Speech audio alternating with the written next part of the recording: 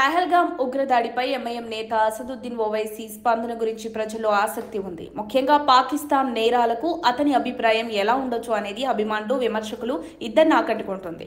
తాజాగా ఒక విలేకరి పహల్గాం ఘటనకు ఆయన ఎలా స్పందిస్తారా అనే ఊహాత్మక ప్రశ్న వేయగా అసదుద్దీన్ చక్కగా తప్పించుకున్నారు. ఒక జర్నలిస్టు పహల్గాం దాడి సమయంలో మీరు ప్రధాని అయినట్లయితే మీ చర్యలేంటి అనే ప్రశ్న అడిగాడు. దీనిపై అసదుద్దీన్ ఇలా సమాధానం ఇచ్చారు. ఇది ఊహాజనితమైన ప్రశ్న. అలాంటి ఊహలను అతను ఆమోదించడు. అసదుద్దీన్ చెప్పినట్టు ఆయన వాస్తవంతోనే వ్యవహరిస్తానన్నది స్పష్టమైన విషయం అన్నారు. నా పరిధి, మా లక్ష్యాలు స్పష్టంగా నాకు తెలుసు. మా ఉద్దేశం సాఫల్యం కోసమే, అధికారాన్ని పొందడం లేదా మంత్రి పదవులు సాధించడం కాదు. ఈ రకమైన ప్రశ్నకు చాలా మంది ఒక ఒప్పందమైన జవాబును ఊహించేవారు. ఉదాహరణకు పాకిస్తాన్పై నిర్భయ చర్యలు తీసుకుంటామని. కానీ అసదుద్దీన్ అలా తీవ్రంగా స్పందించడం బహుశా జరగలేదు. ఒకవేళ ఆయన పాక్ పట్ల అనుకరణ కనిపించలేదు.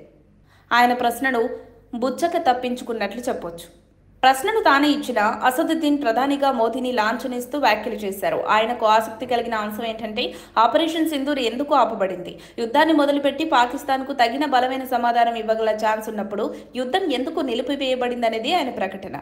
దేశం సక్రియంగా ప్రతిస్పందించేందుకు సిద్ధంగా ఉన్న సమయంలో యుద్ధాన్ని ఆపడం ఎందుకు జరిగిందో చాలా మందికి తెలియదని పేర్కొన్నారు. అలాగే పాక్ ఆక్రమిత కాశ్మీర్పై చర్చలతోనే ప్రయోజనం ఉండకపోవచ్చని, పార్లమెంట్ చర్చల కంటే చర్యలే అవసరమని ఆయన సూచించారు. ఘటనపై విచారణలు జరుగుతున్న సమయంలో భారత్ ప్రతీకార చర్యలకు దిగింది. ఆపరేషన్ సింధూర్ పేరుతో పాక్లోని ఉగ్ర స్థావరాల మీద దాడులు జరిగాయి. యుద్ధం ఆఘాతకాయంగా కొనసాగుతున్నప్పుడు అకస్మాత్తుగా కాల్పుల విరామం ప్రకటించబడింది. మే 10న సుమారు 2 రోజుల పాటు ఈ దాడులు ముగిశాయని ప్రకటించారు. ఈ కాల్పుల విరామం గురించి వివిధ వాదాలు, వేడి చర్చలు కలిసి ఉన్నాయి. ఒక్కరు అమెరికా అధ్యక్షుడు డొనాల్డ్ ట్రంప్ వాదం వలె ఉండొచ్చని, మరికొందరు భారత్ వివరణల్ని ప్రస్తావిస్తున్నారు. సంక్షిప్తంగా చెప్పాలంటే కొంతమంది పూర్తిగా పాకిస్తాన్పై కఠిన చర్యలు తీసుకోవాలని భావించగా, ఇతరుల అభిప్రాయం యుద్ధం దీర్ఘకాలం కొనసాగితే ఇరువైపులను పెద్ద నష్టాలుంటాయని చురుకుగా ఉంది. భారత ప్రభుత్వం ఆపరేషన్ సింధూర్ ద్వారా పాకిస్తాన్కు తొక్కబోసినట్టే అని ప్రకటించింది.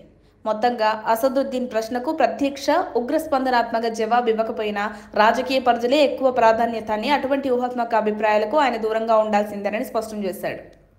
మరిన్ని అప్డేట్స్ కోసం మా కాయ్ టీవీని సబ్స్క్రైబ్ చేసుకోండి. మా వీడియో కనుక మీకు నచ్చినట్లయితే లైక్ చేయండి, షేర్ చేయండి. మీ విలువైన అభిప్రాయాలను కామెంట్ బాక్స్లో తెలియజేయండి.